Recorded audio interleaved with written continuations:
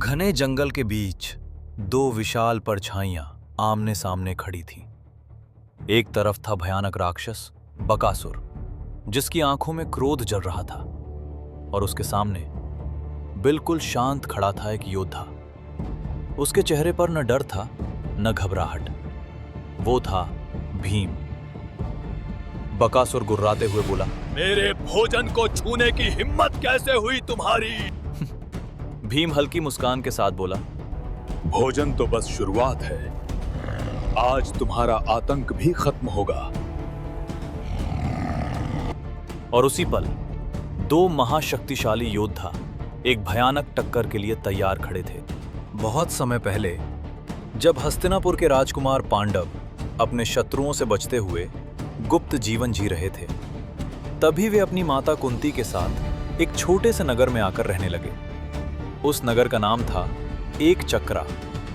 ऊपर से यह नगर शांत दिखाई देता था, लेकिन यहाँ के लोगों की जिंदगी डर और भय में बीत रही थी, क्योंकि इस नगर के पास के जंगल में रहता था एक भयानक राक्षस। उस राक्षस का नाम था बकासुर। बकासुर इतना शक्तिशाली और क्रूर था कि पूरे नगर को उसके सामने झुकना पड़ा।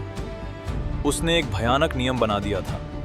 हर सप्ताह नगर के लोग एक बैलगाड़ी भर भोजन और उसके साथ एक इंसान उसकी गुफा में भेजते थे, और बकासुर उस भोजन के साथ उस इंसान को भी खा जाता था। डर के मारे नगर का कोई भी व्यक्ति उसका विरोध करने की हिम्मत नहीं करता था। लेकिन जल्द ही इस भय और आतंक का अंत होने वाला था, क्योंकि उसी नगर में रह रहा था एक ऐसा योद्धा जिसकी ताकत का सामना बड़े बड़े राक्षस भी नहीं कर सकते थे। वो था वायुपुत्र भीम। एक दिन जिस घर में पांडव अपनी माता कुंती के साथ ठहरे हुए थे, उस घर के लोग उनके लिए भोजन और रहने का पूरा प्रबंध करते थे। वो परिवार बहुत साधारण था, लेकिन उनका हृदय बहुत बड़ा था। उन्होंने बिना किसी सवाल के इन अनजान यात्रियों को अपने घर में आश्रय दिया। लेकिन उसी दिन उस परिवार के ऊपर एक भयानक संकट आ गया, क्योंकि उस सप्ताह बकासुर के पास भोजन और एक मनुष्य भेजने की बारी उसी परिवार की थी। घर के अंदर गहरा सन्नाटा छा गया। माता रो रही थी, पिता चिंतित बैठे थे, और उनके बच्चे डर से सहमे हुए थे, क्योंकि वे जानते थे जो भी बकासुर के पास जाएगा वो कभी वापस नहीं आएगा। उस रात घर के अंदर से रोने की आवाजें आ रही थीं। पांडवों की माता कुंती जब उस परिवार की बातें सुनती हैं, तो उन्हें पता चलता है कि आज उस घर से किसी एक को बकासुर के पास जाना होगा। घर का मुखिया दुखी होकर कह रहा था, मैं जाऊंगा, ये मेरा कर्तव्य है। लेकिन उसकी पत्नी रोते हुए बोली, नहीं, अगर तुम चले गए तो हमारा परिवार कैसे चलेगा?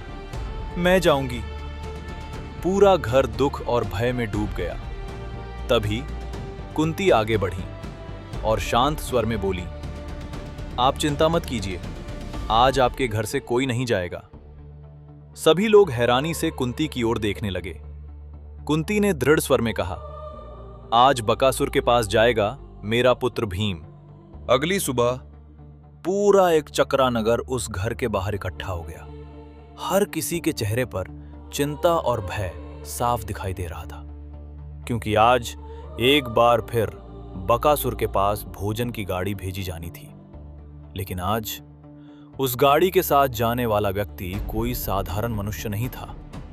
वो था वायुपुत्र भीम। भीम बिना किसी डर के मुस्कुराते हुए उस बैलगाड़ी के पास खड़े थे।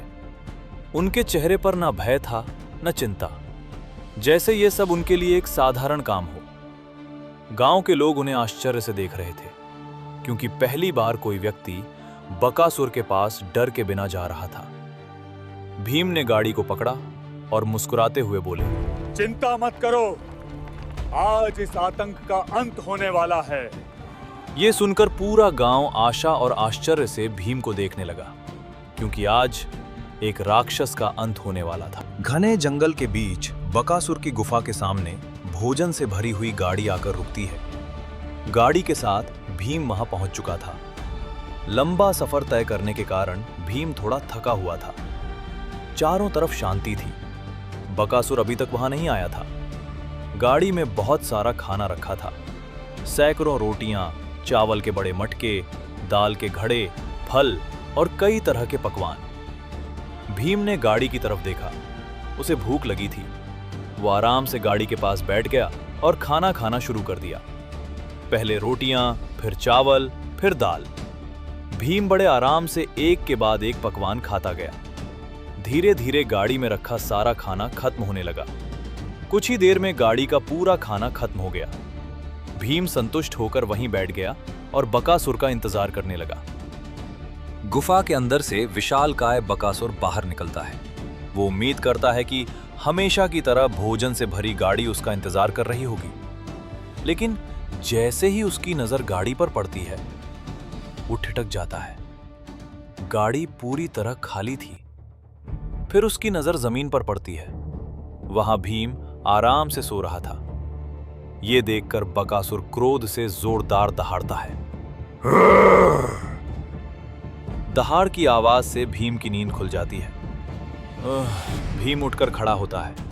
अब दोनों आमने सामने खड़े थे। मेरे भोजन को छूने की हिम्मत कैसे हुई तुम्हारी?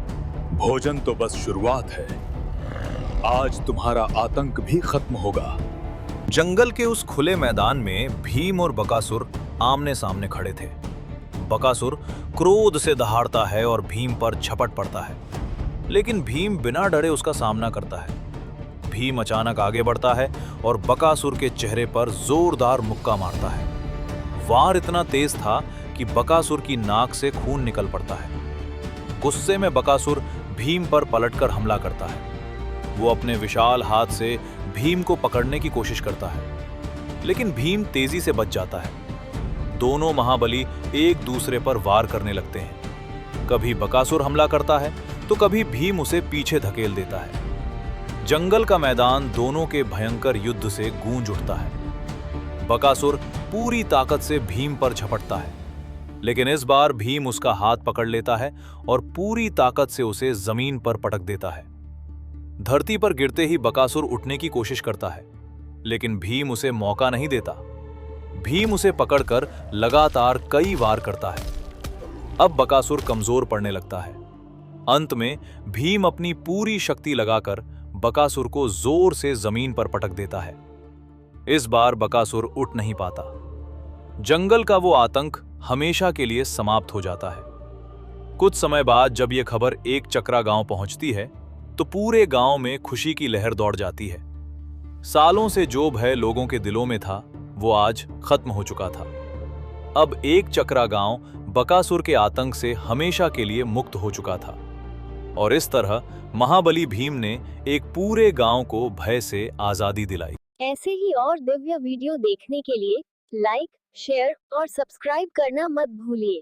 जय श्री राम।